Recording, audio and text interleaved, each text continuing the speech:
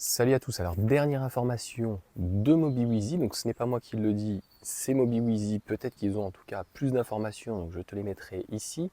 C'est assez intéressant, tout à fait plausible, et eux expliquent cash que Tesla donc va arrêter de travailler avec BYD. Alors tu me diras, BYD, ils travaillaient avec eux uniquement à la Giga Berlin, donc à l'usine de Berlin en Allemagne, et pour le reste c'était soit du CATL, donc aussi un autre chinois pour des voitures standards, ou comme il explique aux États-Unis, donc comme il y a du protectionnisme, et de toute façon avec Trump, je pense que par rapport à Joe Biden, ça sera même pire. Donc il ne faut pas s'attendre à avoir des batteries autres, éventuellement que Panasonic ou peut-être LG, et encore. Et en tout cas qu'ils soient fabriqués soit aux États-Unis ou soit éventuellement au Mexique. Donc nous, ce qui nous intéresse, c'est quand même l'Europe, pas l'Union européenne, mais en tout cas l'Europe, puisque aujourd'hui les modèles Y, lorsqu'on les achète, eh bien, on a essentiellement des batteries BYD. Je ne parlerai pas du modèle 3, puisque le modèle 3 n'a jamais eu en fait de batterie structurelle. Donc et ça a toujours été des CATL, je tiens d'ailleurs à le préciser, c'est que depuis que Tesla utilise donc des batteries CATL en LFP, notamment les 55 kWh puis les 60 kWh, il n'y a pas eu de réelle, on va dire, amélioration. C'était juste donc la même batterie, si on peut dire, hein, la même qualité, je ne sais pas laquelle c'était une 4 ou une 4C, une 3C, bref, on ne va pas rentrer dans tous ces détails, c'est pas ça qui est important.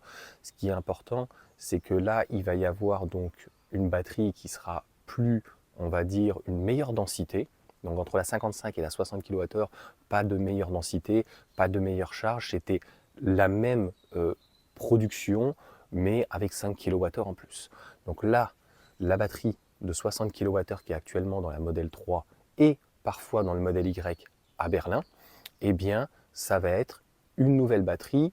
C'est Laurent donc, de Famille Électrique qui en avait parlé. J'en ai reparlé une semaine après, puisque pour moi, c'est à mettre vraiment au conditionnel. Mais MobiWheezy t'explique, hein, je n'invente rien, il suffit que tu lis juste à côté les informations.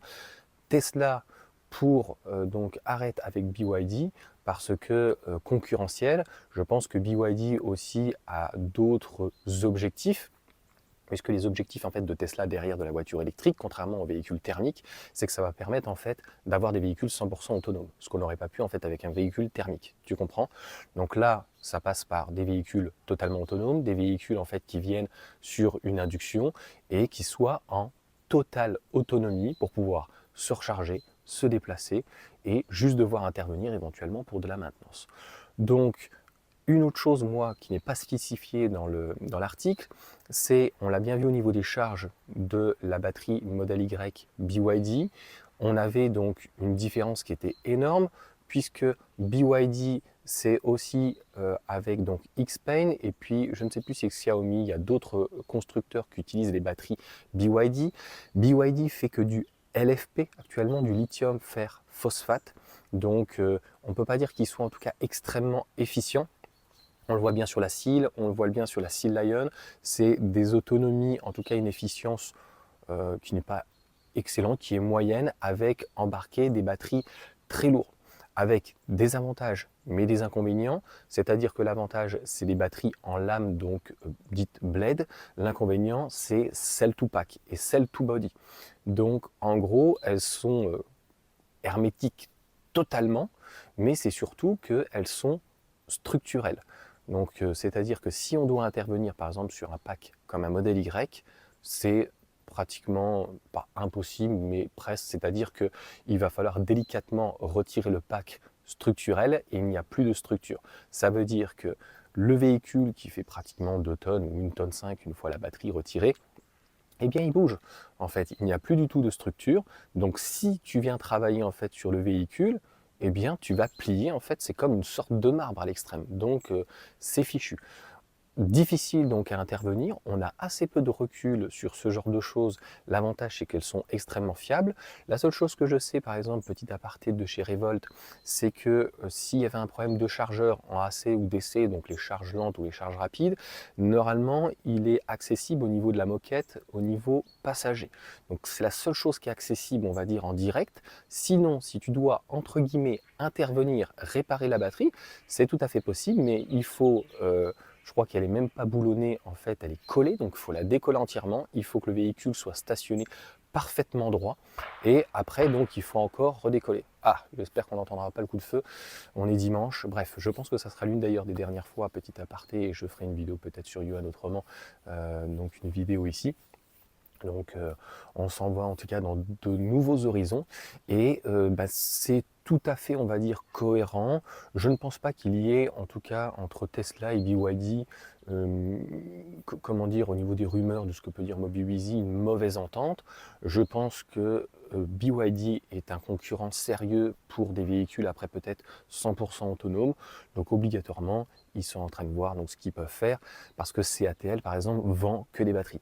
Même si CATL, il y a quelques temps, avait dit nous, on va favoriser donc nos constructeurs chinois et surtout des constructeurs qui travaillent avec nous à 100%. Alors autant dire que c'est éventuellement que les constructeurs chinois parce que nous, en Europe, on peut utiliser éventuellement CATL, mais on va utiliser LG, etc., etc. Mais donc ça serait la batterie pour le modèle 3 et le modèle Y, pour Shanghai et pour Berlin, une batterie donc de 62 kWh. Je crois que normalement ça serait du brut. Il parle de 20 kg en moins, mais sur la batterie en fait BYD structurelle qui est en 58 kWh.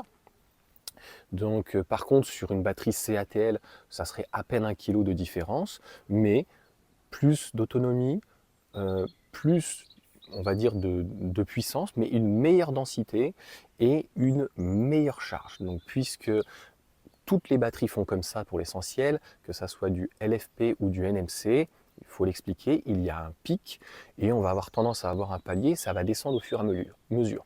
Pour le peu que je sache, il y a BYD où eux, j'ai l'impression qu'ils ont un problème en fait de gestion, puisqu'elle aura tendance à faire ça. Et Tesla, je ne sais pas s'ils ont réussi à résoudre le problème donc, de cette BYD qui est uniquement pour le modèle Y à Berlin, et pas toujours, des fois c'est aussi des CATL, c'est le mystère de la vie avec Tesla. Et bien là, en fait, ça va monter, il va y avoir un pic, et en fait, il va y avoir carrément un palier. Donc, est-ce que le but, c'était de tester quelque chose dessus et de les flinguer? Ça, je ne sais pas. Ce que je sais, c'est sur que ma batterie CATL, le préconditionnement pour les charges rapides ont changé. Avant, le véhicule, alors en été, il chargeait 5 minutes avant. En hiver, on va dire qu'il est chargé 30 minutes avant. Et là, il a 20 à 30, 40 km avant. Là, il a tendance à charger même dès le départ, à 200 km avant, 170, 130 km. J'ai l'impression qu'en fait, il prend beaucoup plus son temps. J'entends moins la pompe à chaleur en fait se déclencher d'une manière brutale. Donc, est-ce qu'il se sont rendu compte pour la gestion, la batterie et la consommation du véhicule qu'il valait mieux y aller tout doucement et conserver en fait la batterie à température? Moi, je sais que notamment à Lyon, quand c'était l'été, elle a chauffé donc à 37 degrés, on sait que ça chauffe à 36-37 et on avait mis la clim en même temps et on sentait au niveau du plancher la chaleur de la batterie. Et il faut savoir que quand il faut chauffer une batterie tout de suite, qui est mettons à entre 10 et 20 degrés, eh bien tu imagines bien qu'il ne faut pas apporter 35, 36, 37 degrés, il faut apporter 40, 45, 50, donc ça demande aussi beaucoup d'énergie. Donc voilà pour toutes ces informations. Moi, je prendrai plutôt au conditionnel le titre, leur titre. Je ne sais pas s'il est putaclic, je vais le relayer, mais c'est en tout cas par rapport à tous ces éléments tout à fait cohérent. Et donc, il faudra surveiller. Ce qui sera très intéressant, c'est plus d'autonomie. Qu'on arrive à 500 km, c'est tout à fait possible parce que le véhicule, le modèle Y, va gagner un tout petit peu en poids, mais surtout en aérodynamisme et 2 kWh, comme ils expliquent, 4% de plus, ça ne va pas faire grand-chose, mais 20 km par-ci, si j'utilise des pneus e-Primacy, là, ça risque d'être casse-gueule hein, par rapport au couple. Voilà, 20 km, on va avoir plus d'autonomie. D'ailleurs, Hugues, qui m'a envoyé cette information, me dit, mais est-ce qu'ils ont réellement besoin d'avoir plus d'autonomie? Non, je pense qu'aujourd'hui, Tesla utilise que BYD en structurel à Berlin. Est-ce que c'était pour faire un test? Parce que quand c'est du CATL, on n'est pas sur des batteries structurelles. Donc la preuve qu'une chaîne de montage est capable de faire deux batteries différentes, pas dans le même temps je pense, mais à différents moments. Donc une adaptation, en tout cas, est tout à fait possible. La question qu'il faut se poser, c'est pour un modèle Y ou éventuellement un modèle 3, est-ce qu'une grande autonomie est encore utile en propulsion? Pourquoi pas? Est-ce que ces batteries éventuellement avec CATL vont passer, donc on parle d'une 6M à autre chose? a priori non, et il n'utiliserait pas donc les plus grosses batteries donc de BYD. On voit bien que BYD sur une Seal Lion qui fait à peu près la même taille arrive à utiliser des batteries de 80 à 90 kWh. Donc ça serait encore une fois non, et c'est là où on voit les limites entre guillemets si on peut dire de CATL donc sur le LFP. Donc contrairement à BYD, CATL fait à la fois du LFP mais aussi des batteries donc nickel, manganèse, cobalt, mais ils sont plus limités. En tout cas, on a l'air d'avoir un retour sur ces batteries LFP plutôt positif. Et encore une fois, le but d'avoir des batteries donc LFP, c'est un véhicule qui va coûter moins cher, c'est aussi plus de cycles, la possibilité de recharger à 100%, parce que je peux te dire que si tu recharges à 100% tous les jours, même si tu pars juste après avec une batterie NMC, obligatoirement il va y avoir une dégradation plus importante.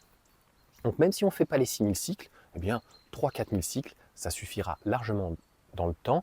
Et s'il y a des personnes qui ont regardé la vidéo jusqu'à la fin, notamment des taxis qui ont des batteries BYD, ça fait déjà pratiquement 1 an, est-ce que il y avait des gens qui remarquaient, j'avais vu sur Facebook, ma femme m'en avait parlé et tout, comme tu sais, moi je suis pas trop sur Facebook, mais des gens qui se plaignaient donc de l'autonomie.